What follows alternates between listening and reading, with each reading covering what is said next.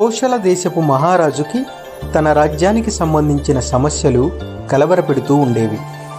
ఓ వెన్నెల సాయంకాలం తన ఉద్యానవనంలో కూర్చొని ఉండగా రాజుకి ఒక ఆలోచన వచ్చింది. ఎవరైతే గాఢమైన మనశ్శాంతిని ప్రతిబింబించేలా చిత్రపటాన్ని గీయగలరో వారికి విలువైన బహుమతి లభిస్తుంది అని ప్రకటించాడు మహారాజు. రాజ్యంలో ఉన్న ఎందరో చిత్రకారులు కొద్ది కాలంలోనే అద్భుతమైన చిత్రాలు గీసి ప్రదర్శన కోసం సిద్ధం చేశారు. అయితే ప్రదర్శనలో ఉన్న వారందరి దృష్టి ఒకే చిత్రపటం మీదకి మళ్ళింది. ఎత్తైన పర్వతాల మధ్యలో చక్కని కొలను, చెట్టు నీడ, నీలిమేఘాలు, ఇలా చూడగానే ప్రశాంతంగా కనిపించే చిత్రపటం అందరినీ ఆకట్టుకుంది. దానికే ప్రథమ బహుమతి అని అందరూ భావించారు. మహారాజు ఒక్కో చిత్రపటాన్ని గమనిస్తూ వెళ్ళాడు. ఎవ్వరూ ఊహించనట్టుగా వేరే చిత్రపటానికి ప్రథమ బహుమతి ప్రకటించి అక్కడ ఉన్న వారందరికీ ఆశ్చర్యం కలిగించాడు రాజు. అందరికీ నచ్చిన చిత్రపటంలో లాగానే రాజుకు నచ్చిన చిత్రపటంలో కూడా మేఘాలు, పర్వతాలు ఉన్నాయి. అయితే కారుమబ్బులు కమ్ముకున్నాయి, పర్వతాలు బగ్గుమంటున్నాయి, సముద్రం పోటెత్తుతుంది, సుడిగుండాలు, ఈదురుగాలులు, ఇలా ఒక్క మాటలో చెప్పాలంటే ముంచుకొస్తున్న ప్రళయంలా భయంకరంగా ఉంది. కానీ ఆ దృశ్యం మధ్యలో చెట్టుపై ఓ పక్షి తన గూడులో ప్రశాంతంగా కూర్చుని ఉంది. ఈ చిత్రపటం ద్వారా మనశ్శాంతి అనేది చుట్టూ ఉన్న పరిస్థితులకు సంబంధించింది కాదు అని అక్కడ ఉన్న వారందరికీ చెప్పకనే చెప్పాడు మహారాజు. మన జీవితంలో, మనందరి జీవితంలో అనేకమైన సమస్యలు, బాధలు ఉంటాయి. అయితే మనశ్శాంతి లేని జీవితం మరణంతో సమానం.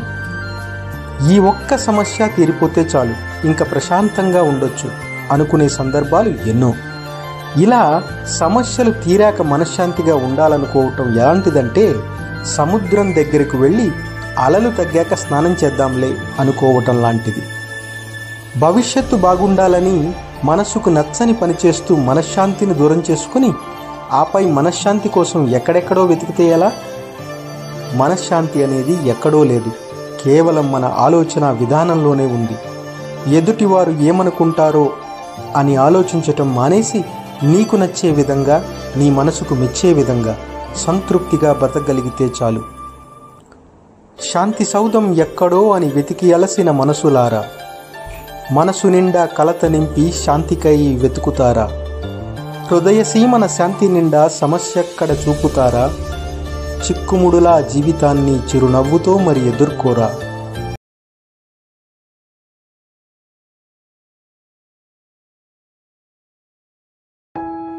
ఒక పెన్సిల్ తయారీ సంస్థలో పనిచేస్తున్న 60 ఏళ్ల రాబర్ట్ తన చివరి పెన్సిల్ బాక్స్ని ప్యాక్ చేస్తూ పెన్సిల్తో చెప్పిన మాటలు. ఇక మీరు బయట ప్రపంచంలోకి వెళ్ళటానికి సిద్ధంగా ఉన్నారు. మరో గొప్ప పెన్సిల్గా మారాలంటే నేను చెప్పే ఈ 5 విషయాలను తప్పకుండా పాటించాలి అని ఇలా చెప్పాడు. మీకు అద్భుతాన్ని సృష్టించే శక్తి ఉంది. అయితే అది కేవలం మీరు మరొకరి చేతుల్లోకి వెళ్ళినప్పుడే అది సాధ్యం.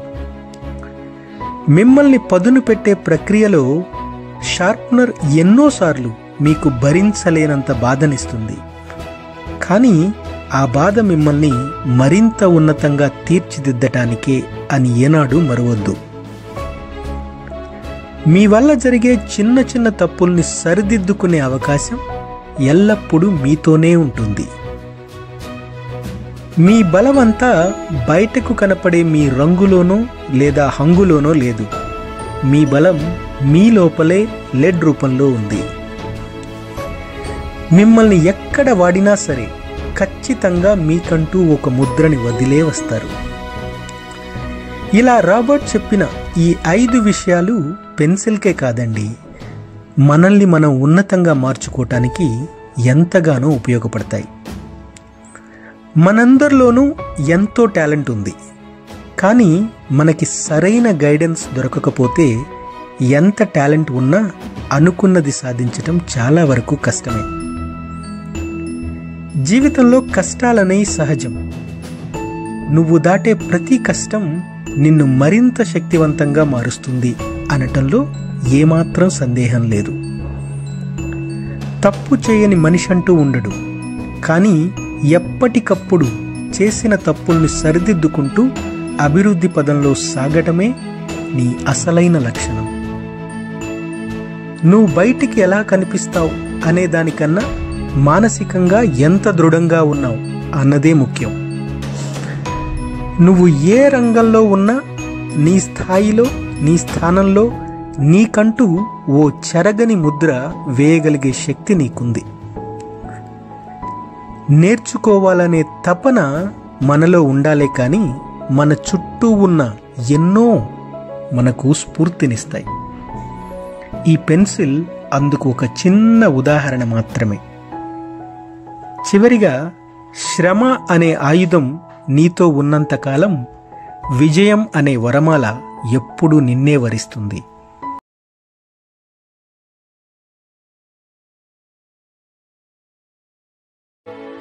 చుట్టూ సముద్రం, దగ్గరగా ఉదయించే సూర్యుడు, అందరూ ఇష్టంగా తినే సుషి, అదే జపాన్. దీనికే ఇంకో పేరు ల్యాండ్ ఆఫ్ రైజింగ్ సన్. ఇప్పుడు నేను చెప్పేది 1950కి ముందు జరిగింది. జపనీస్ సాధారణంగా తాజాగా ఉండే చేపలను తినటానికే ఇష్టపడతారు. అయితే జపాన్ జనాభాతో పాటు చేపలు తినేవాళ్ల సంఖ్య కూడా పెరగటంతో జనసంద్రానికి దగ్గరగా ఉండే సముద్ర తీరాల్లో చేపలు దొరకటం మెల్లమెల్లగా తగ్గిపోయింది. దీంతో జపనీస్ జాలర్లు సముద్రం మధ్యలోకి వెళ్ళి చేపలు పట్టడం మొదలుపెట్టారు. కానీ తిరిగి రావటానికి 2 నుంచి 3 రోజులు పట్టేది.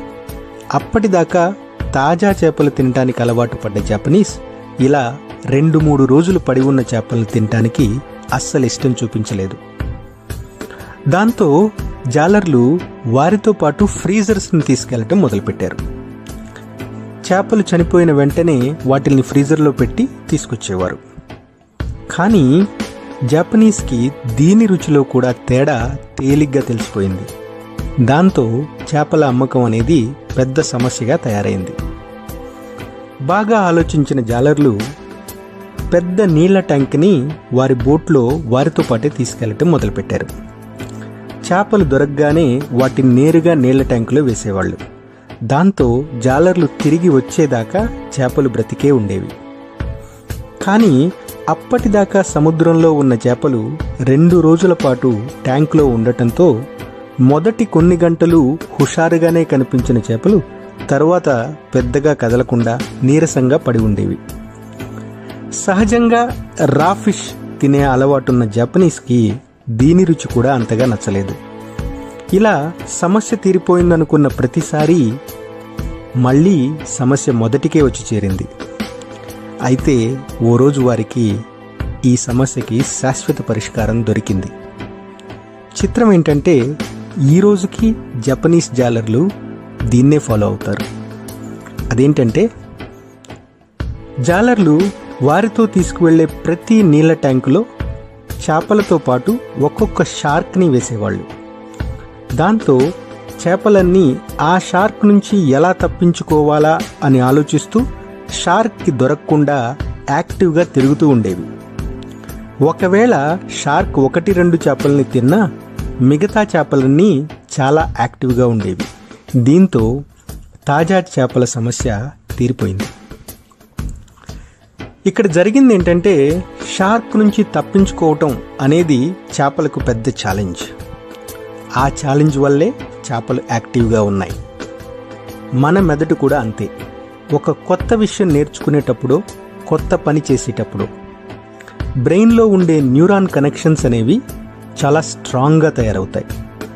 మన బ్రెయిన్కి ఛాలెంజ్ కావాలి అంటే ఎప్పుడూ లెర్నింగ్ కావాలి.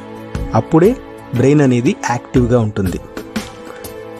మనం ప్రతిరోజు చేసే పనులు, షూలేస్ కట్టుకోవడం, బ్రష్ చేసుకోవడం, భోజనం చేయటం, ఒకే చోట కూర్చొని టీవీ చూడటం, ఇలా ఎన్నో పనులు మన బ్రెయిన్కి ఏమాత్రం సవాల్నివ్వవు.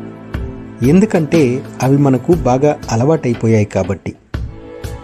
హార్వర్డ్ హెల్త్ రీసెర్చ్ చెప్పేదేంటంటే, చిన్న చిన్న ఛాలెంజెస్ కూడా బ్రెయిన్ యాక్టివ్గా ఉండటానికి ఎంతగానో ఉపయోగపడతాయి. ఉదాహరణకి, ఆఫీస్కి ఎప్పుడూ వెళ్ళే రూట్ కాకుండా వేరే రూట్ తీసుకోవడం, చేయి మార్చి బ్రష్ చేసుకోవడం, కళ్ళు మూసుకొని తినడానికి ప్రయత్నించటం, వ్యాయామం, కొత్త గేమ్స్ నేర్చుకోవడం, కుకింగ్, హోమ్ డెకరేషన్, ఇలా నచ్చిన పని ఏదైనా చేయటం. ఒక్క ముక్కలో చెప్పాలంటే మన శరీరంతో పాటు మన బ్రెయిన్కి కూడా వ్యాయామం కావాలి. వాడకపోతే ఇనుమైనా తుప్పు పడుతుంది. నిలిచి ఉన్న నీరెప్పుడూ కలుషితంగానే ఉంటుంది. అదే ప్రవహించే నీరు ఎప్పుడూ పరిశుభ్రంగా ఉంటుంది. మీ వయస్సుతో సంబంధం లేకుండా కొత్త విషయాలు నేర్చుకోవటానికి ఎప్పుడూ సిద్ధంగా ఉండాలి. అప్పుడే మెదడుకి మరింత చురుగ్గా పనిచేయటం అలవాటవుతుంది. So finally just put a shark into your tank and see the wonders that you can make.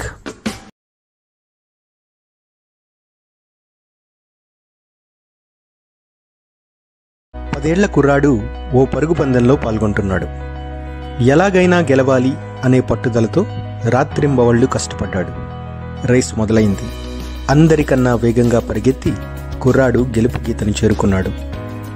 ఒక్కసారిగా జనం కొట్టే చప్పట్లతో అక్కడి వాతావరణం పండగలా మారిపోయింది. కుర్రాడి ఆనందానికి అవధుల్లేవు. అదే ఉత్సాహంతో రెండవ రౌండ్ పరుగు పందానికి సిద్ధమయ్యాడు కుర్రాడు. ఇదంతా దూరం నుంచి చూస్తున్న రిచర్డ్ దగ్గరగా వచ్చి కూర్చున్నాడు. పరుగు పందెం మొదలైంది. రెట్టించిన ఉత్సాహంతో కుర్రాడు ఇంకా వేగంగా పరిగెత్తుతూ విజయ శిఖరాన్ని చేరాడు. చుట్టూ జనం చేసే కేరింతలతో ప్రపంచాన్ని గెలిచినంత ఆనందంలో ఆ కుర్రాడు సంబరాలు చేసుకుంటున్నాడు. అప్పుడు రిచర్డ్ ఆ కుర్రాన్ని పిలిచి ఇంకో పరుగు పందెం ఉంది, దానికి సిద్ధంగా ఉండమన్నాడు. ఏదైనా గెలవగలను అనే నమ్మకంతో ఉన్న ఆ కుర్రాడు వెంటనే సరే అన్నాడు. 70 ఏళ్ల ముసలివాణ్ణి, ఒక కళ్ళు లేనివాణ్ణి పరుగు పందెంలో నిలబెట్టాడు రిచర్డ్. ఇది చూసి ఆశ్చర్యంగా ఆ కుర్రాడు ఇదేం రేస్ అని అడిగాడు. దానికి రిచర్డ్ నువ్వు గెలవగలవా లేదా అన్నాడు. దాంతో ఆ కుర్రాడు ఆగకుండా పరిగెత్తాడు. ఆ కుర్రాడొక్కడే గెలుపు గీతను చేరాడు. మిగతా ఇద్దరూ రేస్ ఎక్కడ మొదలైందో అక్కడే ఆగిపోయారు. ఒక్కసారిగా నిశ్శబ్దం. జనం ఈలలు గోలలు లేవు. దాంతో కుర్రాడు రిచర్డ్తో నేను గెలిచాను కదా, ఎందుకు ఎవ్వరూ చప్పట్లు కొట్టట్లేదు అన్నాడు. అప్పుడు రిచర్డ్ మళ్లీ రేసులోకి వెళ్ళమన్నాడు. కానీ ఈసారి వారిని కూడా నీతో తీసుకెళ్లమన్నాడు. అప్పుడు ఆ కుర్రాడు వాళ్ళిద్దరి మధ్యలో నిలబడి మెల్లగా వారిని కూడా తనతో పాటు గెలుపు గీత దాకా తీసుకెళ్లాడు. జనం కేరింతలతో చప్పట్లతో అక్కడి వాతావరణం మరింత ఆహ్లాదకరంగా మారిపోయింది. అప్పుడు కుర్రాడికి వచ్చిన సందేహం, జనం చప్పట్లు కొట్టేది నా కోసమా మా ముగ్గురి కోసమా అని. అప్పుడు రిచర్డ్ ఆ కుర్రాన్ని దగ్గరికి తీసుకొని ఇదే నీ నిజమైన గెలుపు, ఇప్పటిదాకా నువ్వు గెలిచిన రేస్ కన్నా చాలా గొప్పది, విలువైంది అన్నాడు.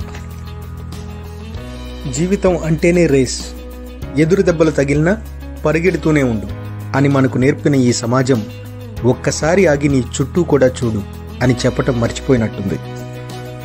లక్ష్యాన్ని ఏర్పరచుకోవటం, ఆ దిశగా ప్రయత్నం చేయటం మంచిదే. అయితే జీవితం అనే ఈ రేసులో నువ్వు ఎదుగుతున్నప్పుడు నీతో ఉన్నదెవరు? ఒకవేళ వాళ్ళు బలహీనులైతే, కష్టాల్లో ఉంటే నువ్వు చేయందించావా? నీతో పాటు వాళ్ళు ఎదగటానికి కనీసం నీ వంతు సాయం చేశావా? అలా చేసి ఉంటే అదే నీ నిజమైన గెలుపు. అప్పుడే నీ జీవితానికి ఓ అసలైన అర్థం. ఒకరినొకరు ప్రేమించే భూతలమే స్వర్గం, స్వార్థం నీతో ఉంటే స్వర్గమే నరకం. నలుగురితో పంచుకున్న ఫలమే ఆనందం, నలుగురి సౌఖ్యం కోరే మనసే ఆహ్లాదం. చివరిగా, life is not a race against others, life is a journey along with others.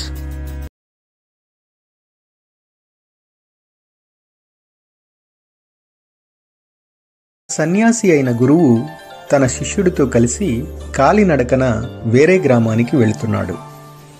మార్గ మధ్యంలో ఒక పెద్ద కాలవని దాటవలసి వచ్చింది. కాలవ పక్కనే ఓ యువతి ఒంటరిగా కూర్చుని ఉంది. అది చూసిన గురువు తన సమస్య ఏమిటని ప్రశ్నించగా ఆ యువతి, నేను అవతలి ఒడ్డుకు చేరాలి, కానీ కాలవ దాటడం చాలా కష్టంగా ఉంది అని బాధగా చెప్పింది. అది విన్న గురువు క్షణం కూడా ఆలోచించకుండా ఆ యువతిని తన భుజాలపై ఎత్తుకొని కాలువ దాటించాడు. అయితే ఇది చూస్తున్న శిష్యుడు మాత్రం నివ్వెరపోయాడు. కాలువ దాటగానే ఆ యువతి గురువుకి కృతజ్ఞతలు చెప్పి అక్కడి నుండి వెళ్ళిపోయింది. గురువు శిష్యులు వారి మార్గంలో వారు ప్రయాణం చేయసాగారు. చాలా దూరం వెళ్ళాక ముభావంగా ఉన్న శిష్యుణ్ణి చూసి ఏమైంది అని అడిగాడు గురువు. దానికి వెంటనే శిష్యుడు, మీరు ఇలా ఎలా చేస్తారు? సన్యాసి అయి ఉండి యువతిని తాకారు, మీ భుజాలపై ఎత్తుకుని మరీ కాలువ దాటించారు అన్నాడు. దానికి గురువు పెద్దగా నవ్వి, నేను ఆ యువతిని చాలాసేపటి క్రితమే దించేశాను, పాపం నువ్వు మాత్రం ఇంకా మోస్తూనే ఉన్నావుగా అన్నాడు. ఈ కథలో గురువు సన్యాసి అయినప్పటికీ ఓ మంచి పని కోసం తన ఆచారాన్ని పక్కన పెట్టి సహాయం చేశాడు. కానీ తన పని పూర్తవగానే ఆ ఆలోచన అక్కడే వదిలేసి ముందుకు సాగాడు. కానీ శిష్యుడు మాత్రం ఆ యువతిని తాకకుండానే జరిగిన తప్పునే మోస్తూ ముందుకు వెళ్ళాడు. మనందరి జీవితంలో గతంలో జరిగిన విషయాలను వెలికితీసి మరీ బాధపడేవారు కొందరైతే భవిష్యత్తు మీద భయంతో బతికేవారు మరికొందరు. జీవితకాలంలో కేవలం 2 రోజుల్ని మనమేమీ చేయలేం. ఒకటి నిన్న అంటే మనం మార్చలేనిది, ఇంకోటి రేపు అంటే మనకి తెలియంది. ఈ క్షణం మాత్రమే మంది, ఇదొక్కటే మన చేతుల్లో ఉంది. నువ్వు మోసే బరువు ఎంత తక్కువ ఉంటే అంత ఎక్కువ దూరం ప్రయాణం చేయగలవు. అలాగే జీవితం అనే నీ ప్రయాణం సంతోషంగా సాగాలంటే అనవసరమైన ఆలోచనలతో నింపి ఉన్న బరువును దింపేసి ప్రతి క్షణాన్ని ఆస్వాదించటమే. గతకాలపు దుఃఖాలను తవ్వి తెచ్చి మోసేవు, భవిష్యత్తుకు భ్రమలు పూసి భయంతోన బతికేవు, ప్రతి క్షణం అమృతాన్ని విషంతోన నింపేవు, రెప్పపాటు జీవితమని ఏనాడో మరిచావు. చివరిగా, be happy for this moment. This moment is your life.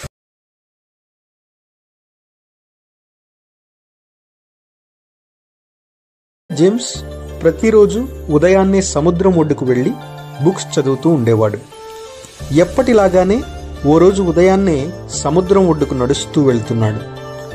ముందు రోజు పెద్ద తుఫాను కారణంగా చాలా స్టార్ ఫిషెస్ సముద్రం బయటికి వచ్చి కదలకుండా పడి ఉన్నాయి.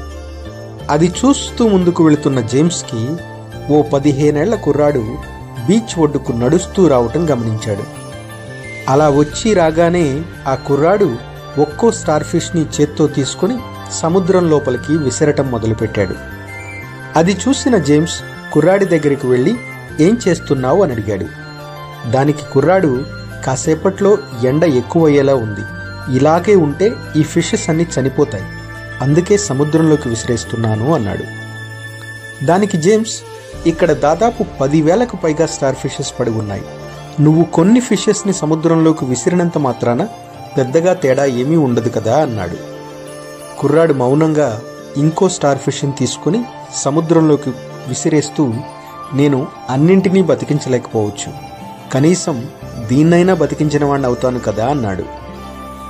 ఆ మాటతో కాసేపట్లోనే జేమ్స్ ఆ కుర్రాడితో కలిసి స్టార్ ఫిషెస్ని సముద్రంలోకి విసిరే పనిలో పడ్డాడు.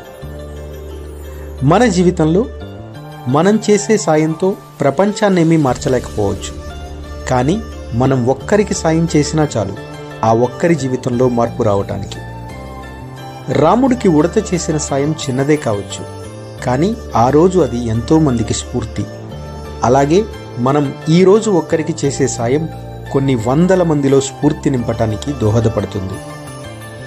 పరోపకారమే పుణ్యమని, పరులను పీడించడమే పాపమని అష్టాదశ పురాణాల సారాంశం చెప్పిన, సొంత లాభం కొంతమాని పొరుగువారికి తోడుపడబోయి అని గురజాడవారు హితవు పలికిన, ప్రార్థించే పెదవుల కన్నా సాయం చేసే చేతులు మిన్న అని మదర్ తెరీసా ఆచరించి చూపిన, మానవుడు ఇతరులకు చేసిన మేలే అతనికి నిజమైన సంపద అని మహమ్మద్ ప్రవక్త బోధించిన, నువ్వు జీవించటమే కాదు నీ తోటి వారిని కూడా జీవింపచేయాలి అని జీసస్ ప్రబోధించిన, ఇలా ఎంతోమంది మహనీయులు మనలో నింపిన స్ఫూర్తే మానవత్వం.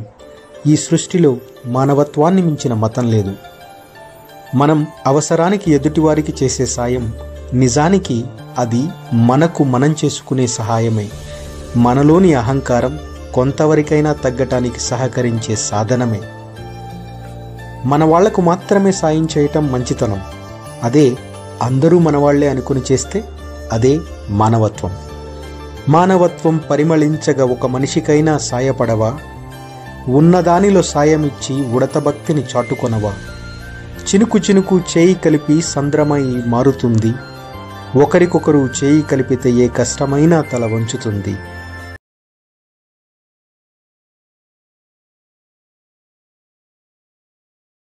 కుర్రాడు ప్రతిరోజు తన స్నేహితులతో పార్కులో ఆడుకుంటూ ఉండేవాడు. ఓ రోజు పార్కులో కూర్చొని ఉండగా ఓ చెట్టుపై గొంగళి పురుగు గూడు అల్లటం చూశాడు. ఇంకా ఎప్పుడు ఈ గొంగళి పురుగు సీతాకోకచిలుకగా మారుతుందా అని ప్రతిరోజు అక్కడికి వచ్చి గమనించటం మొదలుపెట్టాడు. రోజులు గడుస్తున్నా కొద్దీ కుర్రాడిలో ఆతృత పెరుగుతూ వచ్చింది. ఓ రోజు గూడులో నుంచి మెల్లగా బయటికి వస్తున్న సీతాకోకచిలుక కనిపించింది. చాలాసేపు కుర్రాడు అక్కడే ఉండి చూస్తూ ఉన్నాడు. అయితే ఆ గూడు కొంచెమే తెరుచుకుంది.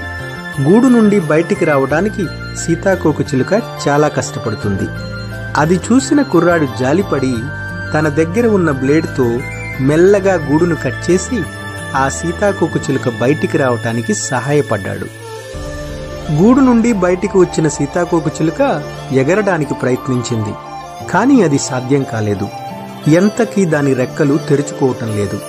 ఇలా ఎన్నోసార్లు ప్రయత్నించి ఎగరలేక అలానే పడిపోయింది. ఇక ఎప్పటికీ ఈ సీతాకోకచిలుక ఎగరలేదు అని తెలుసుకున్న కుర్రాడు బాధతో అక్కడి నుండి వెనుదిరిగాడు. వాస్తవంగా ఇక్కడ జరిగిందేంటంటే, సీతాకోకచిలుక తనంతట తాను ఎగరగలిగే శక్తి వచ్చేంత వరకు గూడును తెరిచి బయటికి రాలేదు. ఆ గూడులోనే ఉన్న ఆహారాన్ని ఉపయోగించుకొని తగిన శక్తిని కూడగట్టుకుని మళ్లీ మళ్లీ ప్రయత్నిస్తుంది. అలా దానికి కావలసిన శక్తి రాగానే వెంటనే ఎగిరిపోతుంది. మన జీవితంలో నిరంతరం అనేక రకమైన కష్టాలు చుట్టుముడతాయి. జీవితానికి పరీక్షలే పెడతాయి. ధైర్యంగా నిలబడి వాటిని ఎదుర్కొన్నప్పుడే మనం మరింత ఉన్నతంగా మారగలం. కష్టాల కొలిమిలో జీవితాన్ని ఎప్పటికప్పుడు రాటుదేల్చుకోవలసిందే. జీవితంతో మనం చేసే ఈ పోరాటం ఓపిక ఉన్నంత వరకు కాదు, ఊపిరి ఉన్నంత వరకు సాగేదే. ఇతరులు నీకు చేసే సాయం కొద్ది రోజులు మాత్రమే, కానీ నీ మీద నీకున్న నమ్మకమే ఎప్పటికీ శాశ్వతం. అందుకే నేడు గొంగళి పురుగులా ఉన్న కష్టాలను తట్టుకుని నిలబడితేనే సీతాకోకచిలుకగా మారగలం. చివరిగా, సముద్రం ఒడ్డున అనేక రాళ్లుంటాయి. నిత్యం ఏ రాయినైతే నీటి అలలు ఉధృతంగా తాకుతాయో ఆ రాయి నునుపుగా అవుతుంది, మంచి ఆకృతిని సంతరించుకుంటుంది. అలాగే జీవితంలో కష్టాలు కన్నీళ్లు అనుభవించిన వారే జీవితాన్ని తమకు అనువైన రీతిలో తీర్చిదిద్దుకోగలుగుతారు. ఓపికతో ఓరిమితో నిరీక్షించు ప్రతిక్షణం, నిరంతరం ప్రయత్నమే విజేతల లక్షణం. కష్టాలకు కుంగిపోక సాగిపో తక్షణం, స్వయంగానే ఎదిగేందుకు పరితపించు క్షణక్షణం.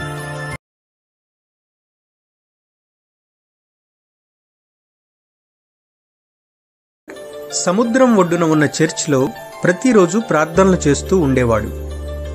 ఓ రోజు ఆ ఊరికి వరదలొచ్చాయి. ఊరంతా మునుగుతూ వస్తుంది. ఓ చిన్న కుర్రవాడు చర్చ్ ఫాదర్ దగ్గరికి వచ్చి, ఊరు మునిగిపోతుంది, మీరు కూడా రండి, బోటు సహాయంతో ఒడ్డుకు చేరదాం అన్నాడు. దానికి ఆ ఫాదర్, నేను దైవ సన్నిధిలో ఉన్నాను, దైవాన్నే నమ్ముకున్నాను, ఆ దేవుడే నన్ను కాపాడుతాడు, మీరు వెళ్ళిపోండి అన్నాడు.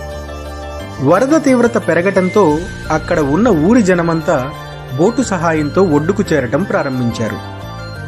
చివరిగా ఒక్క పడవ మాత్రమే మిగిలింది. దాంతో ఆ బోటువాడు చర్చ్ ఫాదర్ దగ్గరికి వచ్చి, ఇదే ఆఖరి పడవ, మీరు మాత్రమే మిగిలారు, మాతో రండి అన్నాడు. దానికి ఫాదర్, నేను నమ్మిన దేవుడికి నన్ను ఎలా రక్షించుకోవాలో తెలుసు, మీరు వెళ్ళిపోండి అన్నాడు. కాసేపట్లోనే వరద చర్చి లోపలికి వచ్చేసింది. ఓ హెలికాప్టర్ ఫాదర్ని ఒడ్డుకు తీసుకువెళ్ళటానికి చర్చి వద్దకు వచ్చింది. దైవాన్నే నమ్ముకొని ఉన్న ఆ ఫాదర్ అది ఎక్కటానికి కూడా నిరాకరించాడు. చూస్తుండగానే చర్చ్ మునిగిపోవటం మొదలైంది. దాంతో ఆ ఫాదర్ తీవ్రమైన స్వరంతో కన్నీటి ప్రార్థన చేయటం మొదలుపెట్టాడు. తనను రక్షించాలి అంటూ దైవాన్ని అర్థించాడు. ఆకాశం నుండి దైవం వెలుగు రూపంలో దర్శనమిచ్చింది. అప్పుడు ఫాదర్ దైవానికి కృతజ్ఞతలు తెలుపుతూనే తనను కాపాడటానికి ఇంత ఆలస్యం ఎందుకు అని ప్రశ్నించాడు. దానికి దైవం మృదువైన స్వరంతో, నిన్ను కాపాడటానికి సాయశక్తులా ప్రయత్నించాను, కానీ నువ్వే గుర్తించలేదు. కుర్రవాణి రూపంలో, పడవవాణి రూపంలో, హెలికాప్టర్ వాణి రూపంలో నీకు సహాయం పంపాను. మనిషి రూపంలో ఉన్న దైవత్వాన్ని గుర్తించక నువ్వు నన్ను తిరస్కరించావు అని చెప్పింది దైవం. దైవం మానుష రూపేణ అంటే దైవం ఎక్కడో లేదు, మనిషి రూపంలో మన దగ్గరే ఉందని అర్థం.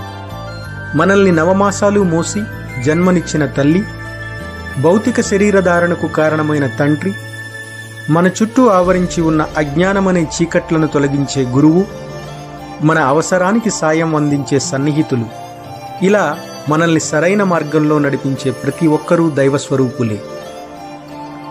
చివరికి దైవం సైతం జీవులకు సహాయం చేయటానికి జీసస్గా, రాముడిగా, బుద్ధుడిగా, మానవులుగానే జన్మించారు.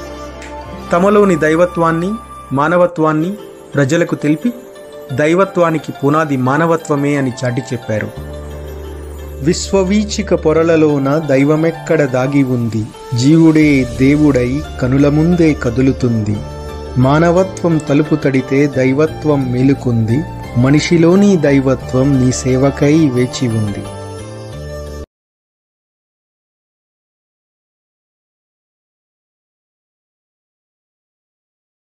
ఒక అవధూత పాము, సాలీడు లాంటి 24 మందిని గురువులుగా భావించి వాటి నుండి రకరకాల విషయాలు నేర్చుకున్నట్టుగా మన పురాణాల్లో ఉంది. అలానే పక్షుల్లో రాజులా పిలువబడే గ్రద్ద నుంచి కూడా మనిషి నేర్చుకోవాల్సిన విషయాలు బోలెడున్నాయి. భగవద్గీతలో కూడా కృష్ణుడు విభూది యోగంలో పక్షుల్లో గ్రద్దను నేను అంటాడు. గ్రద్ద రూపంలోని గరుత్మంతుణ్ణి మనం పూజించటం కూడా తెలుసు. గ్రద్ద ఆకారం భయంకరం, కానీ జీవితం మాత్రం ఆదర్శమయం. కసి, పట్టుదలలకు ఇది నిలువెత్తు నిదర్శనం. చిన్న చిన్న సమస్యలకే జీవితాన్ని అంధకారంలా ఫీల్ అయ్యే ఎంతోమందికి ఈగల్ లైఫ్ స్టైల్ ఓ చక్కని పాఠం నేర్పుతుంది. అందుకే ఈరోజు మన Telugu pride inspiration, king of birds, eagle motivation.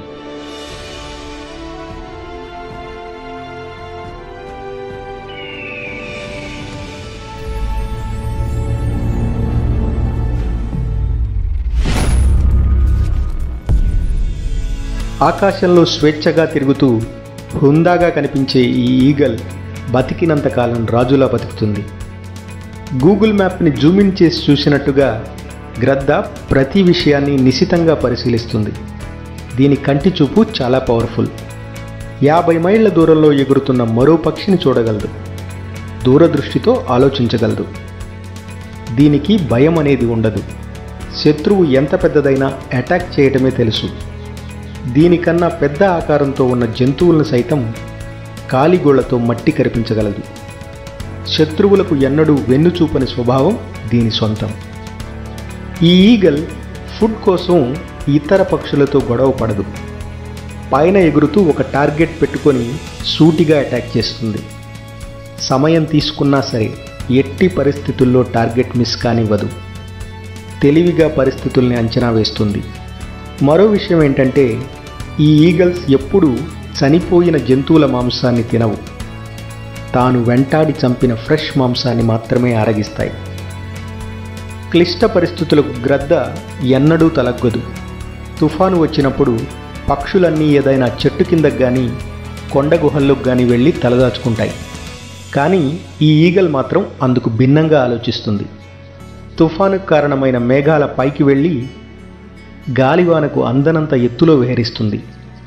ఇవి 10,000 అడుగుల ఎత్తుకు సునాయాసంగా ఎగరగలవు. అంతేకాకుండా అంతే వేగంగా తిరిగి భూమిపైకి చేరుకోగలవు. ఈ ఈగల్స్ అత్యధికంగా 70 సంవత్సరాలు బతుకుతాయి.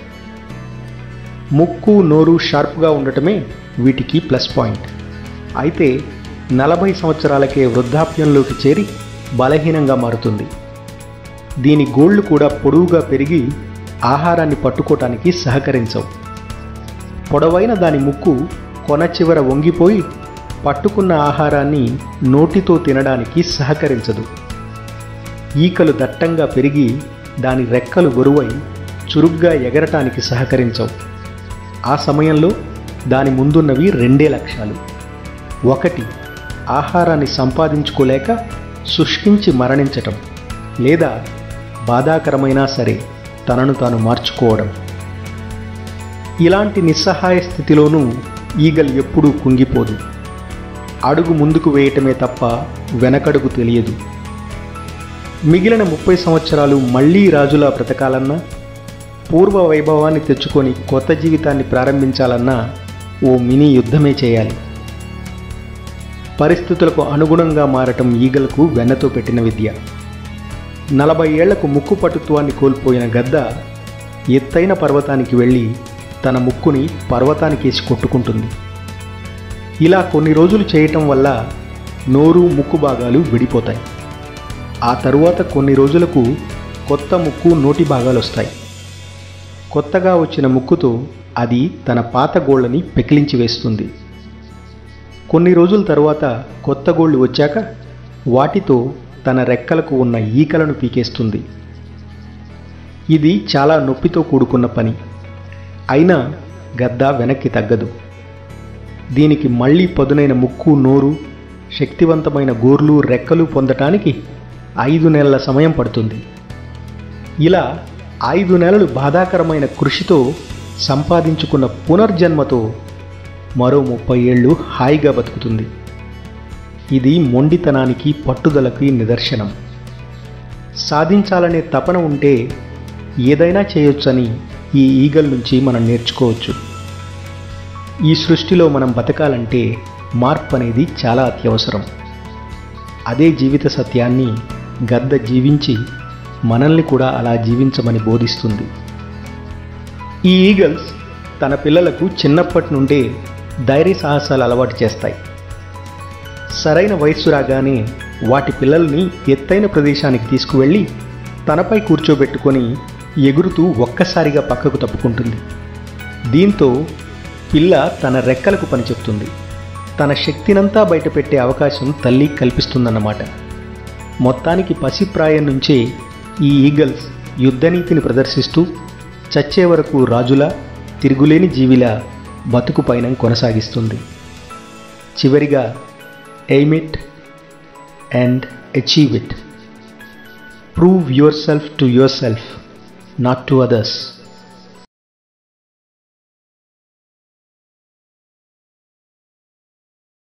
ఆరు సంవత్సరాల కుర్రాడు తన చెల్లితో కలిసి బీచ్లో చాలాసేపు ఆడుకొని ఇంటికి తిరిగి వెళ్తున్నాడు. కొంత దూరం వెళ్ళాక తన చెల్లి ఒక బొమ్మల దుకాణం దగ్గర ఆగి బొమ్మలనే చూస్తూ ఉండిపోయింది. అది గమనించిన ఆ కుర్రాడు తన చెల్లి దగ్గరికి వెళ్ళి నీకేదైనా కావాలా అని అడగగానే తన చెల్లి ఆనందంగా ఓ బొమ్మను చూపించి ఇది కావాలి అంది. ఇదంతా షాప్ యజమాని గమనిస్తూనే ఉన్నాడు. ఆ కుర్రాడు షాప్ కౌంటర్ దగ్గరికి వచ్చి ఈ బొమ్మ ఎంత అని అడిగాడు.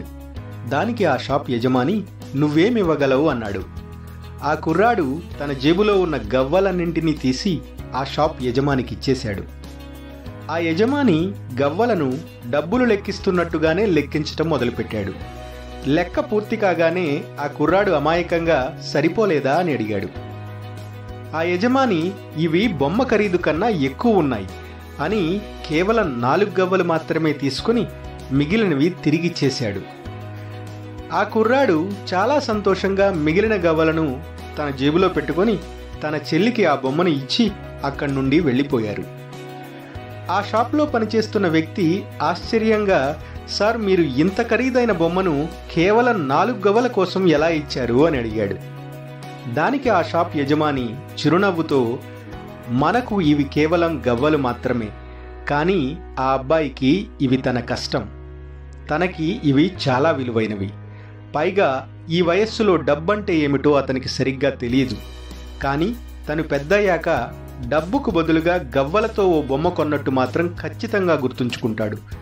అది గుర్తొచ్చిన ప్రతిసారి నన్ను గుర్తుంచుకుంటాడు.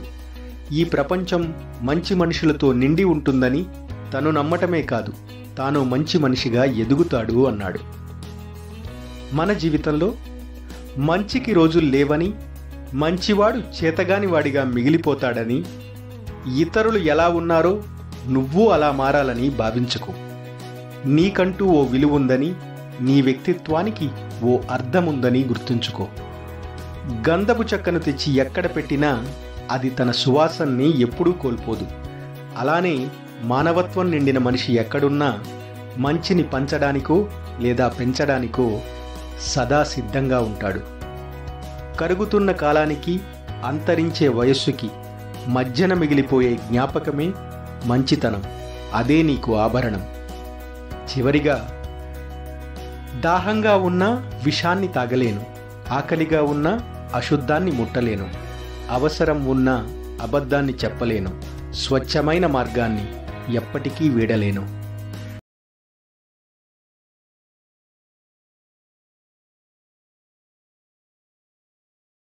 ఓ పెంపుడు కుక్క బాస్కెట్ని నోట్లో పెట్టుకొని కిరాణా షాప్కి వెళ్ళింది. ఆ బాస్కెట్లో కొనవలసిన లిస్టుతో పాటు డబ్బులు కూడా ఉన్నాయి. ఆ షాప్ యజమాని ఆ లిస్ట్ ప్రకారం కావలసిన సరుకులన్నీ ఆ బాస్కెట్లో వేసి సరుకులకు సరిపడా డబ్బులు తీసుకున్నాడు. కుక్క ఆ బాస్కెట్ని నోట్లో పెట్టుకొని ఇంటికి బయలుదేరింది. ఆ షాప్ యజమాని ఇంత తెలివైన కుక్క ఎవరిదా అని తెలుసుకోవాలనుకొని దాన్నే అనుసరించాడు. కుక్క నేరుగా బస్ స్టాప్కి వెళ్ళి బస్ కోసం వెయిట్ చేసింది. బస్ రాగానే బస్ ఎక్కి కండక్టర్ దగ్గరికి వెళ్ళింది. దాని బెల్ట్లో ఉన్న చీటీలో అది దిగవలసిన అడ్రస్ రాసి ఉంది. దాని ప్రకారమే ఆ బస్ కండక్టర్ డబ్బులు తీసుకొని దాని స్టాప్ దగ్గర బస్ ఆపాడు. ఆ కుక్క బస్ దిగి నేరుగా అపార్ట్మెంట్ లిఫ్ట్లోకి వెళ్ళి 15వ అంతస్తులో దిగి తన ఇంటి తలుపు కొట్టడం మొదలుపెట్టింది. కాసేపట్లోనే ఆ ఇంట్లో నుంచి బయటికి వచ్చిన వ్యక్తి ఓ కర్రతో ఆ కుక్కని కొట్టడం మొదలుపెట్టాడు. ఇది గమనిస్తున్న షాప్ యజమాని ఆ వ్యక్తి దగ్గరికి వచ్చి, అన్ని పనులు ఎంతో తెలివిగా చేసుకుని ఇంటికి తిరిగి వచ్చిన కుక్కని ఎందుకు కొడుతున్నారు అని అడిగాడు.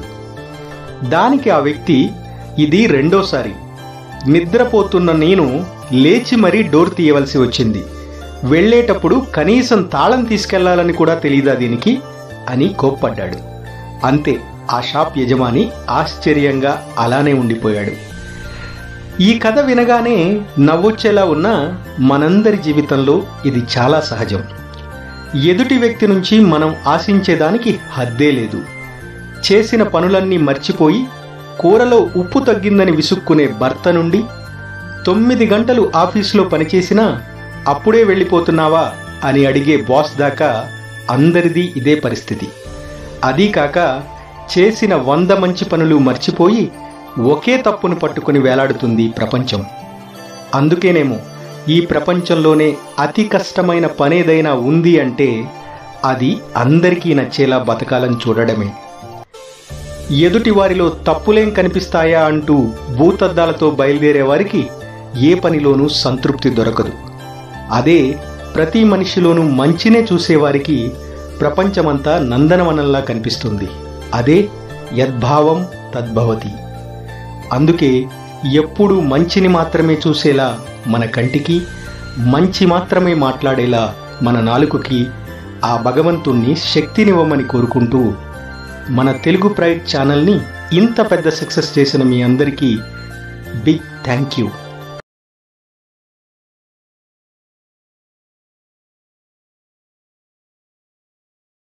ఓ పర్వతానికి దగ్గరగా నది ఒడ్డున ఉన్న చిన్న ఇంట్లో ఉండేది. మీరా తల్లిదండ్రులు ధనవంతులు కానప్పటికీ సంతోషంగా జీవితం గడిపేవారు. మీరా తన ఇంటి నుండి బయటికి చూస్తే లోయ మీదుగా పర్వతానికి దూరంగా ఓ అద్భుతమైన ఇల్లు బంగారు కిటికీలతో కనిపిస్తూ ఉండేది. అది చూసి మీరా, అలా బంగారు కిటికీలతో మెరిసిపోయే ఇంట్లో పెరగటం ఎంత అదృష్టం, తను కూడా అలాంటి ఇంట్లో నివసించాలని రోజంతా కలలు కంటూ ఉండేది. కొంతకాలానికి మీరా వయసు పెరిగాక తల్లితో బయటికి వెళ్ళి ఆడుకుంటాను అని అడిగింది. చాలాసేపు బ్రతిమలాడాక మీరా తల్లి బయటికి వెళ్ళటానికి అనుమతించింది. కానీ దూరంగా వెళ్ళొద్దు అని హెచ్చరించింది. ఎంతో కాలం నుండి ఆ ఇంటిని దగ్గరగా చూడాలి అని ఎదురు చూస్తున్న మీరా లోయ మీదుగా వేరే కొండకి దగ్గరగా ఉన్న బంగారు ఇంటి గేటు వద్దకు వచ్చింది. ఒక్కసారిగా నిరాశ. అది ఒక పాతబడ్డ ఇల్లు, తుప్పుపట్టిన కిటికీలు, అక్కడ ఎవ్వరూ ఉండట్లేదు. ఒక్క మాటలో చెప్పాలంటే ఆ ఇల్లు శిథిలావస్థలో ఉంది. అది చూసి విచారంగా వెనుదిరిగిన మీరా ఓ అద్భుతాన్ని చూసింది. దూరంగా నది ఒడ్డున ఒక చిన్న ఇల్లు ఉంది. దాని కిటికీలు కూడా బంగారు రంగులో మెరుస్తున్నాయి. చూడగానే మైమరిచిపోయే ఆ ఇల్లు తనదే అని తెలుసుకోవటానికి మీరాకి ఎంతో సమయం పట్టలేదు. నదిలోని నీళ్లపై సూర్యకిరణాలు పడి వాటి ప్రతిబింబం కిటికీపై పడటంతో అవి బంగారు రంగులో కనిపిస్తున్నాయి. అప్పటిదాకా తను కలలు కంటూ వచ్చిన స్వర్గంలోనే తను ఎప్పటి నుండో ఉంటున్నాను అని మీరా గ్రహించింది. మన జీవితంలో పోలిక అనేది సర్వసాధారణం. అయితే ఇతరులతో పోల్చుకోవడమే మన దుఃఖాలకు మూల కారణం. వారి దగ్గర ఉంది, మా దగ్గర లేదు అని ఎప్పుడూ పక్కచూపులే చూస్తే పక్కదారి పట్టిపోతాం తప్ప ఏమీ ఉండదు. సూర్యుడికి చంద్రుడికి మధ్య పోలిక లేదు. ఎవరి సమయంలో వారు ప్రకాశిస్తారంతే. మీరు కూడా మీరున్న స్థాయిలో మీ కుటుంబానికి, మీ సన్నిహితులకి ఎప్పటికీ మీరే గొప్ప. మీరు కలలు కనే స్వర్గం నిజంగా ఈ క్షణం మీ చేతుల్లోనే ఉంది. అదే విలువైన మీ జీవితం. ఏ వేలు ముద్ర ఒకేలా ఉండదు. ప్రతి ఒక్కరి జీవితం ఒకేలా సాగదు. ఒకరితో పోల్చుకునే అవమానం తగదు. ఇలా పోలుస్తూ పోతే నీ దుఃఖం ఏనాటికీ తెగదు.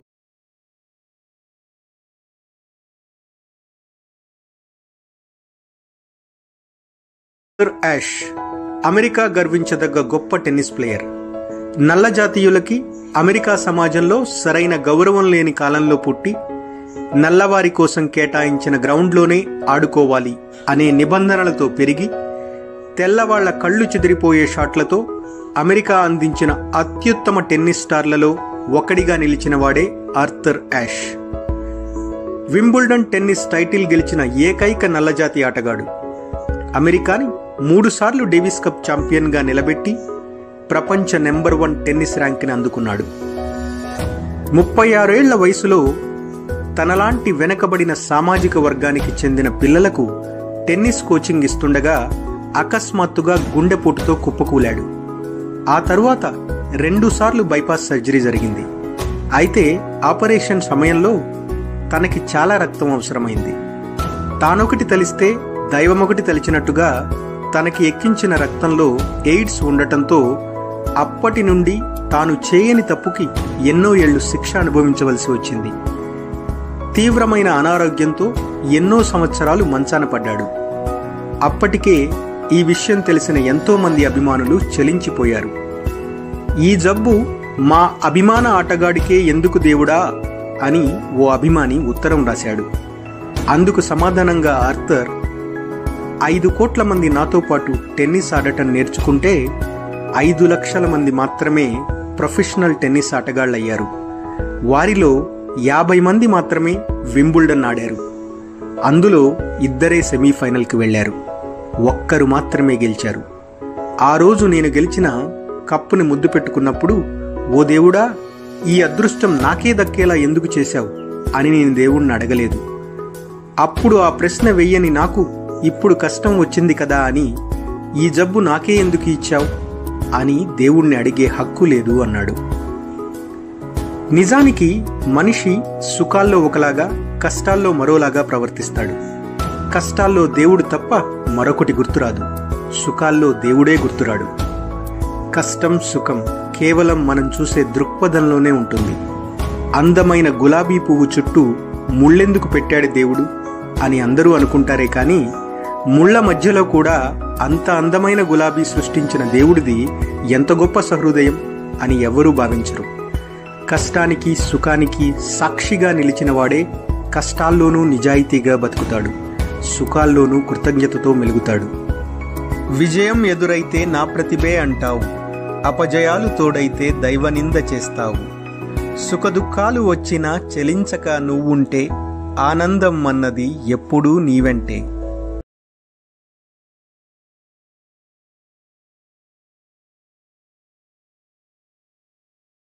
కోటీశ్వరుడైన వజ్రాల వ్యాపారి తీవ్రమైన కంటి నొప్పితో బాధపడుతూ ఉండేవాడు. అతను చాలామంది వైద్యులను సంప్రదించాడు. అన్ని రకాల మందులు వాడాడు. కానీ నొప్పి రోజురోజుకి పెరుగుతూ వచ్చింది తప్ప ఏమాత్రం తగ్గలేదు. ఓ రోజు ఎన్నో రోగాలను నయం చేసే మహిమగల సన్యాసి ఉన్నాడు అని తెలుసుకున్న వ్యాపారి ఆ సన్యాసి దగ్గరికి వెళ్ళి తన బాధనంతా చెప్పాడు.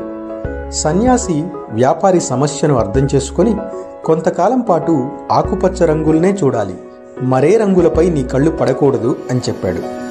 అప్పటికే అన్ని రకాలుగా విసిగిపోయి ఉన్న ఆ వ్యాపారి సన్యాసి చెప్పింది ఎలాగైనా ప్రయత్నించాలని గట్టిగా నిర్ణయించుకున్నాడు.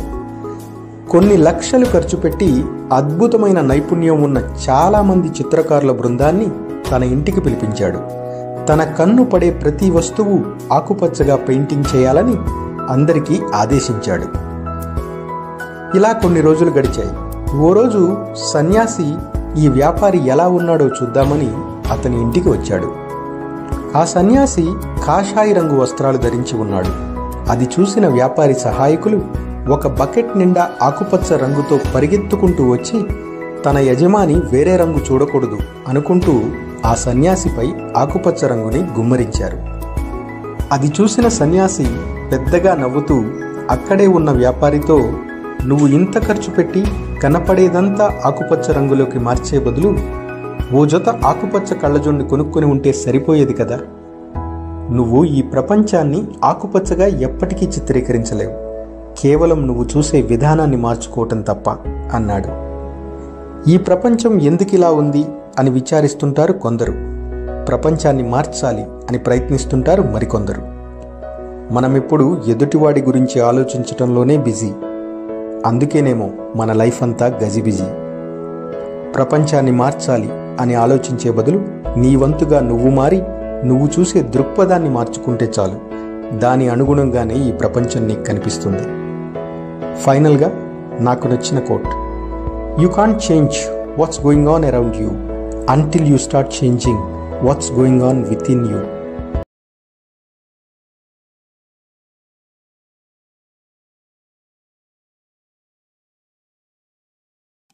సర్వే జనా సుఖినో భవంతు. కోపాన్ని జయించటం ఎలా అనేదాన్ని ఒక చిన్న కథ రూపంలో చెప్పుకుందాం. ఒక కుర్రవాడు ప్రతి చిన్న విషయానికి చిన్న పెద్ద అని లేకుండా చీటికి మాటికి కోప్పడుతూ ఉండేవాడు. ఇదంతా గమనిస్తూ ఉన్న తండ్రికి ఒక చక్కటి ఉపాయం తట్టింది. కొడుకుని పిలిచి, ఈరోజు నుంచి కోపం వచ్చిన ప్రతిసారి ఒక్కొక్క మేకుని ఈ చెక్క కంచెపై కొట్టమన్నాడు. దాంతో ఆ రోజు నుంచి ఎప్పుడు కోపం వచ్చినా ఆ కుర్రాడు చెక్కపై ఒక్కో మేకుని కొట్టడం మొదలుపెట్టాడు. ఇలా ఒక్క రోజులోనే 30కి పైగా మేకులు కొట్టాడు. ఇలా రోజులు గడుస్తున్నాయి. మెల్లమెల్లగా కుర్రాడు కోపాన్ని తగ్గిస్తూ వచ్చాడు. దాంతో ఒకరోజు అసలు ఒక్క మేకు కొట్టాల్సిన అవసరం కూడా రాలేదు. దాంతో ఉత్సాహంగా తండ్రి దగ్గరికి వెళ్ళి, నాకు కోపం తగ్గిపోయింది నాన్న అన్నాడు. దానికి తండ్రి, నువ్వు కోపం ప్రదర్శించటం మాత్రమే మానేశావు, కోపం మాత్రం అలాగే ఉంది అని చెప్పి, ఇక మీద నువ్వు ఎప్పుడు నీ కోపాన్ని కంట్రోల్ చేసుకోవలసి వచ్చినా అప్పుడు నువ్వు కొట్టిన మేకుల నుండి ఒక్కొక్క మేకుని తీసేయమన్నాడు. దాంతో ఆ రోజు నుంచి ఆ కుర్రాడు తన కోపాన్ని కంట్రోల్ చేసుకోవాల్సి వచ్చిన ప్రతిసారి ఒక్కొక్క మేకుని తీసేస్తూ వచ్చాడు. ఇలా కొన్ని రోజులకి దాదాపు మేకులన్నీ తీసేశాడు. దాంతోపాటు తన కోపం కూడా చాలా వరకు తగ్గిపోయింది. తన తండ్రిని పిలిచి ఆనందంగా ఈ విషయం చెప్పాడు. ఎంతో సంతోషించిన తండ్రి చెక్క కించకేసి చూస్తూ కొడుకుతో ఇలా అన్నాడు, ఈ చెక్క ఇంతకు ముందులా లేదు చూసావా? నువ్వు మేకులు తీసేసినా ఆ రంధ్రాలు మాత్రం అలానే ఉన్నాయి. అలాగే నువ్వు ఎవరి మీదనైనా కోప్పడితే తరువాత నువ్వు ఎన్నిసార్లు వాళ్ళకి క్షమాపణ చెప్పినా నువ్వు చేసిన గాయం మాత్రం ఎప్పటికీ మానదు కదా అన్నాడు. తన తప్పుని పూర్తిగా తెలుసుకున్న ఆ కుర్రాడు ఆ రోజు నుంచి కోప్పడటం పూర్తిగా మానేశాడు. చివరిగా, కోపం ఎప్పుడైనా మూర్ఖత్వంతో మొదలై పశ్చాత్తాపంతో ముగుస్తుంది. సర్వే జనా సుఖినో భవంతు.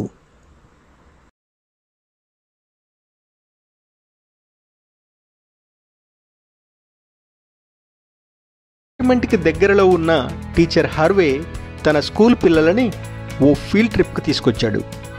వాళ్ళందరినీ ఉద్దేశిస్తూ 25 సంవత్సరాల క్రితం జరిగిన ఓ సంఘటనని అక్కడున్న విద్యార్థులతో పంచుకున్నాడు హార్వే. ఇప్పుడు నేను చెప్పే కథలో ఉన్న విద్యార్థి పేరు జాక్. జాక్ తండ్రి గుర్రాలకి శిక్షణ ఇస్తూ ఉండేవాడు. చిన్నప్పటి నుండి జాక్ గుర్రాల మధ్యలోనే పెరిగాడు. తన తండ్రితో కలిసి తరచూ రేస్ క్లబ్కి వెళ్తూ ఉండేవాడు జాక్. ఓ రోజు జాక్ చదువుతున్న స్కూల్లో టీచర్ పిల్లలందరినీ వారు పెద్దయ్యాక ఏమవ్వాలనుకుంటున్నారో ఓ ప్రాజెక్ట్ రూపంలో రాయమన్నాడు. అందరూ వారి వారి కలల్ని చక్కగా వివరిస్తూ రాశారు. జాక్ కూడా ఓ 100 ఎకరాల స్థలంలో రేస్ ట్రాక్, స్టేడియం, గుర్రాలకి శిక్షణా కేంద్రాలతో ఓ రేస్ క్లబ్ నిర్మిస్తాను అని రాసి టీచర్కి సబ్మిట్ చేశాడు. టీచర్ పిల్లలందరి ప్రాజెక్ట్స్కి గ్రేడ్స్ వేసి తిరిగిచ్చేశాడు. జాక్ ప్రాజెక్ట్పై మాత్రం ఫెయిల్ అని రాసి ఉంది. అంతేకాదు, క్లాస్ అవగానే వచ్చి కలవగలవు అని రాసి ఉంది. టీచర్ని కలిసిన జాక్, నా కళని ఉన్నది ఉన్నట్టుగా ఈ ప్రాజెక్ట్లో పెట్టాను, నన్ను ఎందుకు ఫెయిల్ చేశారు అని అడిగాడు. దానికి టీచర్, నీ కళలో వాస్తవికత లేదు, మీది దిగువ మధ్యతరగతి కుటుంబం, నీ తండ్రి ఇప్పటికీ నెల నెల స్కూల్ ఫీజు కట్టడానికి కూడా ఇబ్బంది పడుతున్నాడు, అలాంటిది 100 ఎకరాల్లో రేస్ క్లబ్ నిర్మించాలి అంటే కొన్ని 100 కోట్లు కావాలి, ఇదేమీ ఆలోచించకుండా నీకు తోచింది రాసిచ్చావు, నీకు ఇంకో అవకాశం ఇస్తాను, సాధ్యమయ్యే కళతో తిరిగి ప్రాజెక్ట్ తీసుకొనిరా, నీ గ్రేడ్ మారుస్తాను అన్నాడు. బాధతో ఇంటికి వెళ్ళిన జాక్ చాలా ఆలోచించాడు. తన తండ్రికి జరిగిందంతా వివరించాడు. తన సలహా కోరాడు. దానికి జాక్ తండ్రి, ఇది నీ కళ, అంతేకాదు నీ జీవితంలో అతి ముఖ్యమైన నిర్ణయం, నువ్వే ఆలోచించి నిర్ణయించుకో అన్నాడు. బాగా ఆలోచించిన జాక్ మరుసటి రోజు తన ప్రాజెక్టులో ఏ మార్పు చేయకుండా టీచర్కి సబ్మిట్ చేస్తూ, మీ గ్రేడ్ని మీ దగ్గరే ఉంచుకోండి, నా డ్రీమ్ని నా దగ్గరే ఉంచుకుంటా అని చెప్పి అక్కడి నుండి వెళ్ళిపోయాడు. నేను చెప్పిన ఈ కథలో ఉన్న టీచర్ మరెవరో కాదు, నేనే అన్నాడు హార్వే. అప్పుడు పిల్లలందరూ, ఇప్పుడు జాక్ ఏమయ్యాడు, ఎక్కడున్నాడు అని ఆతృతగా అడిగారు. మనందరం ఇప్పుడు నిలబడి ఉన్న ఈ 100 ఎకరాల రేస్ క్లబ్ జాక్దే అంటూ జాక్ని పరిచయం చేశాడు హార్వే. నేను గతంలో చాలామంది కలల్ని ఆదిలోనే తుంచేశాను, దానికి ఇప్పటికీ బాధపడుతూనే ఉంటాను అన్నాడు హార్వే. లక్ష్యం అంటే గురి, లక్ష్యం లేకుండా సాగే మనిషి జీవితం గమ్యం తెలియకుండా పయనించే నావలాంటిది. మన లక్ష్యం ఉన్నతమైందైతే, చిత్తశుద్ధి దానికి తోడైతే, దారిలో ఎదురయ్యే సవాళ్లే మన విజయానికి పునాది రాళ్లవుతాయి. ఈ పంచభూతాలలోని ప్రతి శక్తి మన విజయానికి తోడవుతుంది. Finally, dream it, believe it and achieve it.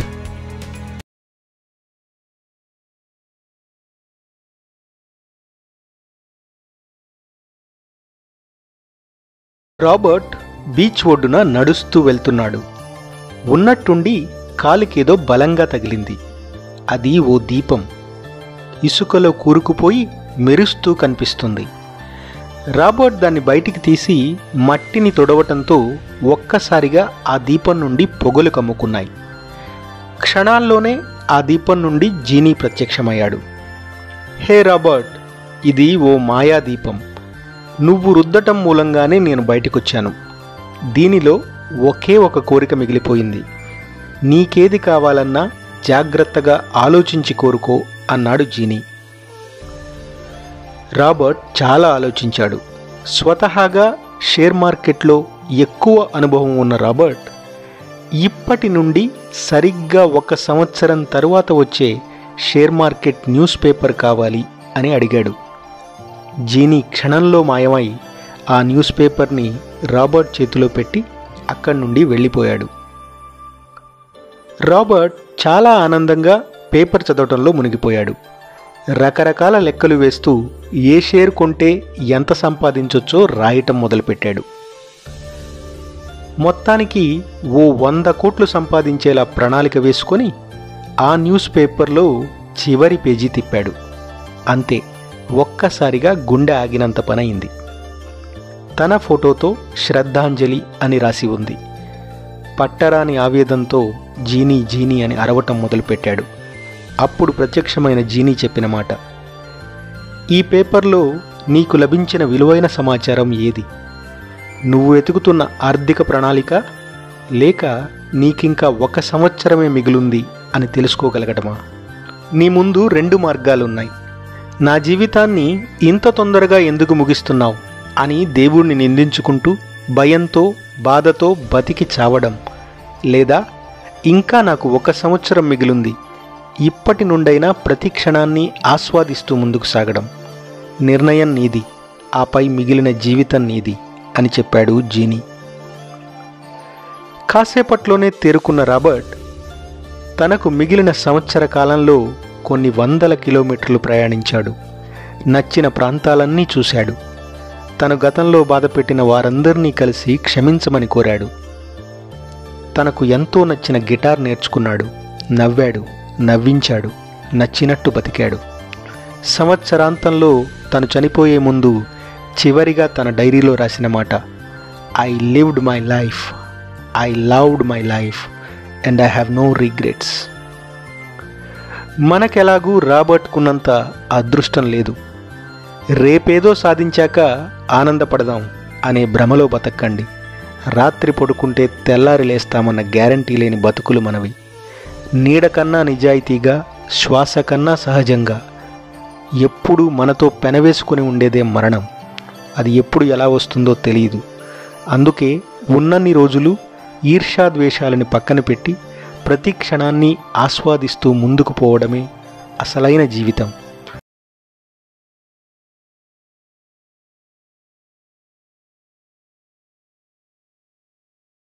Balance ఉంటేనో, ఖరీదైన విల్లా కొంటేనో, లేదా విలువైన కారులో తిరిగితేనో సక్సెస్ అయినట్టా? ఒకవేళ అదే నిజమైతే డబ్బు పేరు సంపాదించిన ఎంతోమంది ఆత్మహత్యలు ఈ రోజున మనం చూడం. ఏదో గొప్పగా సాధిస్తేనే సక్సెస్ వచ్చినట్టు కాదు. ఈ సక్సెస్ కోసం జరిగే నిరంతర ప్రయాణంలో ఎన్నోసార్లు పరిస్థితులతో, సమాజంతో పోరాడి మనతో మనమే సక్సెస్ అయ్యాం. ఓడిపోతామని తెలిసినా పోటీలో నిలబడటం ఓ సక్సెస్. గెలుపుని ఓటమిని ఒకే దృష్టితో చూడగలగటం ఓ సక్సెస్. నీకు నచ్చే పనిచేసే స్వతంత్రం నీకు ఉండడం సక్సెస్. మీకోసం మీతోనే నిలబడే స్నేహితుడు ఒక్కడైనా దొరకటం సక్సెస్. గతంలో చేసిన తప్పుల్ని మళ్ళీ చేయకుండా ఉండగలగటం సక్సెస్. నీలో లోపాలని సరిదిద్దుకోవటం సక్సెస్. నువ్వు నమ్మిన సిద్ధాంతానికి కట్టుబడి నిలబడడం సక్సెస్. నీ చుట్టూ ఉన్న వాళ్లతో నిజాయితీగా ఉండగలగటం సక్సెస్. నిన్ను నమ్ముకున్న వాళ్ల కోసం కష్టమైనా నిలబడటం సక్సెస్. నీకు నచ్చని విషయానికి నో చెప్పటానికి సిద్ధంగా ఉండడం సక్సెస్. ఫలితం ఏదైనా ప్రయత్నంలో 100% నిబద్ధత ఉండటం సక్సెస్. రోజుకు కొత్త విషయమైనా నేర్చుకోగలగటం సక్సెస్. అవసరానికి విలాసానికి మధ్య తేడా తెలుసుకోగలగటం సక్సెస్. మనిషిని మనిషిగా చూడగలిగే స్థాయిలో మీరుండటం సక్సెస్. నీ ఎదుగుదలకి కారణమైన వారిని మరువకపోవడం సక్సెస్. చివరిగా నవ్వుతూ ఆరోగ్యంగా ఆనందంగా నలుగురితో జీవితం గడపటం అసలైన సక్సెస్. సర్వే జన సుఖినో భవంతు.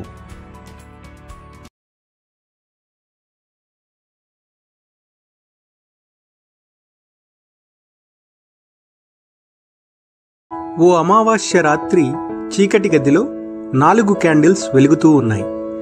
వాటిలో మొదటి క్యాండిల్ మిగతా క్యాండిల్స్తో నా పేరు మనశ్శాంతి. ఈ ప్రపంచంలో రోజురోజుకి శాంతి అనేది కనుమరుగవుతుంది. నా అవసరం ఈ ప్రపంచానికి ఇక ఉండదనుకుంటా అంటూనే క్యాండిల్ మధ్యలోనే ఆరిపోయింది. రెండో క్యాండిల్ మిగిలిన 2 క్యాండిల్స్తో నా పేరు నమ్మకం. మనుషుల మధ్య స్వార్థం తప్ప నమ్మకమే లేకుండా పోయింది. ఇంక నేను ఉన్నా లేనట్టే అనుకుంటూ రెండో క్యాండిల్ కూడా ఆరిపోయింది. మూడో క్యాండిల్ మిగిలిన చివరి క్యాండిల్తో నా పేరు ప్రేమ. ఈ హడావుడి ప్రపంచంలో ప్రేమకు సమయమే లేదు. నా కోసం సమయం లేని ఈ జనం కోసం నేను వెలుగుతూ ఉండటంలో అర్థం లేదు అనుకుంటూ మూడో క్యాండిల్ కూడా ఆరిపోయింది. ఇంతలో ఓ చిన్న కుర్రాడు పరిగెత్తుకుంటూ ఆ రూంలోకి వచ్చి ఆరిపోయిన ఆ 3 క్యాండిల్స్ని చూస్తూ, మీరు చివరి వరకు ఎందుకు వెలగలేదు? మీరిలా మధ్యలో వదిలేసి ఎలా వెళ్తారు అని అడిగాడు. అది విన్న చివరి క్యాండిల్ ఆ కుర్రాడితో, నువ్వేం బాధపడకు, నా పేరు ఆశ. నేను వెలుగుతున్నంత వరకు నువ్వు ఈ 3 క్యాండిల్స్ని మళ్లీ వెలిగించొచ్చు అంది. ఆ కుర్రాడు ఆశతో ప్రేమని, నమ్మకాన్ని, మనశ్శాంతిని మళ్లీ వెలిగించాడు. మనిషి ఆశాజీవి. ప్రస్తుతం ఎన్ని కష్టాల్లో ఉన్నా భవిష్యత్తు బాగుంటుందనే ఆశ లేకపోతే ఈ భూమి మీద మనిషి అనేవాడే మిగిలేవాడు కాదు. ఆశని చావనీయకు, అత్యాశగా మారనీయకు. ఆశ ఉంటేనే ప్రేమైనా, నమ్మకమైనా, చివరికి మనశ్శాంతైనా. ఆశాజీవి అయిన మనిషికి రేపెప్పుడూ ఉషోదయమే, నవోదయమే. నీ గమ్యాన్ని నిర్దేశించేది ఆశ, నీ గెలుపుని ప్రేరేపించేది ఆశ, నీ విజయానికి పునాది ఆశ, నిన్ను బతికించే సంజీవిని ఆశ. ఒకప్పుడు మెక్సికోలో వేటగాళ్ళు కోతులను ఎలా ట్రాప్ చేసేవాళ్ళో తెలుసా? కోతులకు ఇష్టమైన బనానాను ఒక గ్లాస్ జార్లో ఉంచి అక్కడి నుండి వెళ్ళిపోయేవాళ్ళు. ఎవరూ లేని టైం చూసి కోతి గ్లాస్ జార్ లోపలికి వెళ్ళి బనానాను తనతో తీసుకెళ్ళడానికి ప్రయత్నించేది. అయితే ఆ గ్లాస్ జార్ మెడ సన్నగా ఉండటంతో బనానాను తీసుకుని బయటకు రాలేకపోయేది. కోతి బనానాను వదిలేసి ఎలాగైనా బయటపడదాం అని ఆలోచించదు. ఎలాగైనా సరే దీన్ని నాతోనే తీసుకెళ్ళాలి అనే మంకుపట్టు పట్టి చివరికి వేటగాడి చేతిలో చిక్కుకుపోతుంది. మనలో కూడా ఇలాంటి కోతి వేషాలు చాలానే ఉన్నాయి. అనుకోకుండా పట్టుపట్టి ఒక పని చేయాలని మొదలుపెట్టినా ఆ పని ఫలితం అశుభాన్నిస్తుందని తెలిస్తే వెంటనే ఆ పనిని వదిలేయటమే మంచిది. తాను పట్టిన కుందేలికి 3 కాళ్ళు అని ఆర్గ్యూ చేయకుండా మంకుపట్టుకి పట్టుదలకి తేడా తెలుసుకుంటే మరీ మంచిది. సో నేను ఫైనల్గా చెప్పేది ఏంటంటే, కొన్నిసార్లు పట్టుకోవటం కంటే వదిలేయటమే కరెక్ట్, గెలవటం కంటే ఓడిపోవటమే correct. Thanks for watching Telugu Pride Motivations. Please subscribe and stay blessed.